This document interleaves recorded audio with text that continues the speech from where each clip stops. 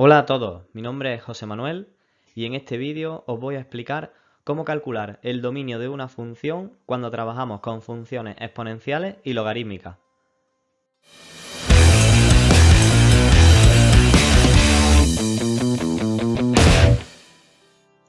Vamos a comenzar hallando el dominio de las funciones exponenciales. Una función exponencial es aquella función en la que la potencia tiene en el exponente una expresión algebraica. En este caso la expresión algebraica es x. Siempre que el exponente de una función exponencial sea un polinomio, el dominio de esa función va a ser toda la resta de los números reales. ¿Vale? Siempre que tengamos una función de este tipo, el dominio va a ser R. En este segundo ejemplo, otra función exponencial cuya base es un número, aunque sea e, sabemos que e representa un número, y el exponente vuelve a ser un polinomio. Y hemos dicho que siempre que tengamos una función exponencial con un polinomio en el exponente, el dominio de dicha función es R, ¿vale? Es toda la resta de los números reales. X puede valer cualquier valor. Sin embargo, si en el exponente de una función exponencial nos encontramos una función racional, ya sabemos que las funciones racionales tienen una limitación y es que el denominador no puede ser cero. Por lo tanto, en nuestro caso, x tiene que ser distinto de cero, por lo que el dominio, la única restricción que tiene es en el exponente de esta función exponencial, y el dominio sería todos los números reales menos el 0. Esta otra función exponencial, volvemos a repetir la base, el número e, y en el exponente también tenemos una restricción. En este caso es una raíz cuadrada o raíz de índice par. Sabemos que las raíces de índice par tienen la siguiente restricción, y es que el radicando, x más 7, tiene que ser mayor o igual que 0. Eso despejando sería x tiene que ser mayor o igual que menos 7 y el dominio de esa función, por lo tanto, sería los valores que van en el intervalo cerrado en menos 7 hasta más infinito. Continuamos ahora con una función logarítmica. Sabemos que una función logarítmica, su argumento, ¿vale? Esta expresión que aparece dentro del paréntesis, su argumento tiene que ser estrictamente mayor que 0. Es decir, x menos 3 tiene que ser mayor estricto que 0. Si despejamos, x tiene que ser mayor que 3. Por lo tanto, el dominio de esta función sería el intervalo que va desde el 3 sin incluirlo, por eso ponemos un paréntesis, hasta más infinito. En esta otra función logarítmica, en el argumento tenemos una función racional. Es decir, tenemos dos condiciones que tenemos que cumplir para que los elementos x formen parte del dominio. La primera condición, vamos a analizar el denominador de la función racional. El denominador tiene que ser distinto de 0 porque sabemos que en un denominador no podemos tener 0. Por lo tanto, x tiene que ser distinto de 5 si despejamos.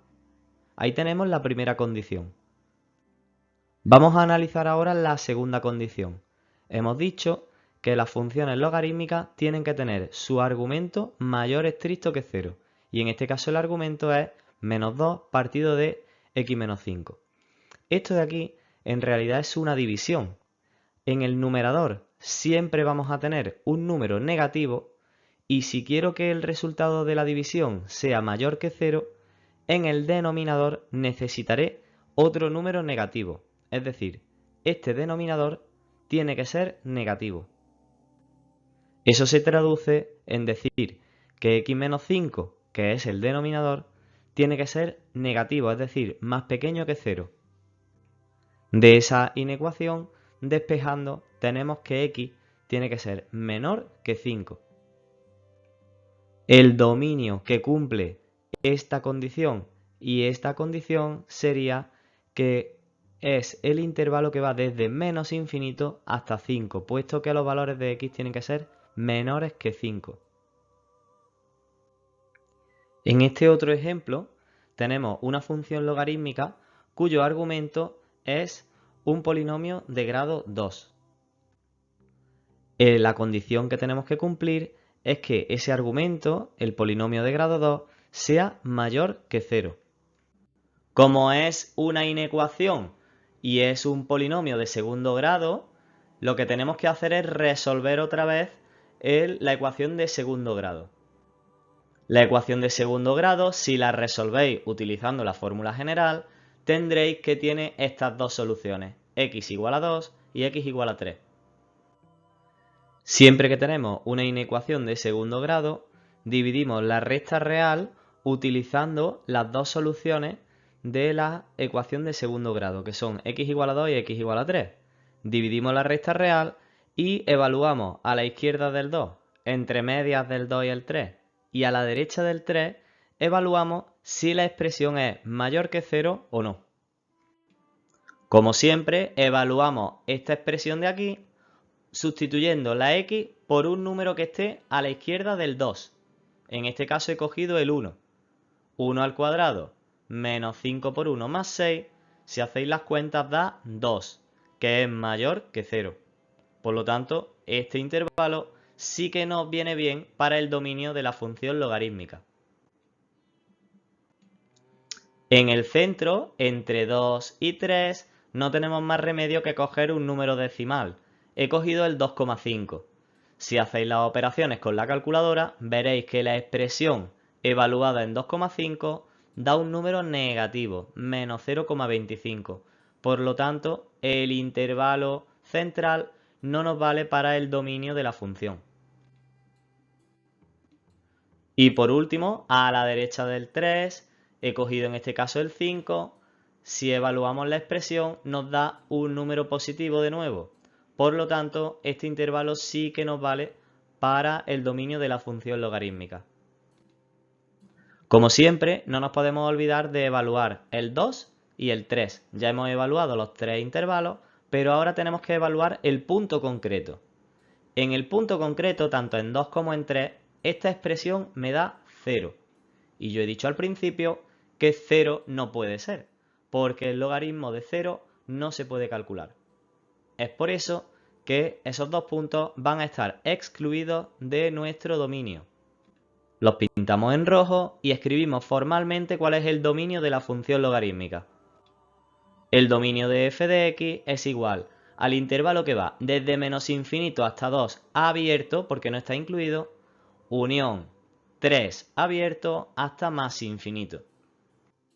Vamos a hacer un pequeño resumen de lo que hemos visto. La primera tipo de funciones que hemos visto son las funciones exponenciales y hemos visto que su dominio es todo R. Todo R si en el exponente hay un polinomio. Sabemos que si en el exponente hay otro tipo de función, estaremos sujetos a las restricciones de dicho exponente.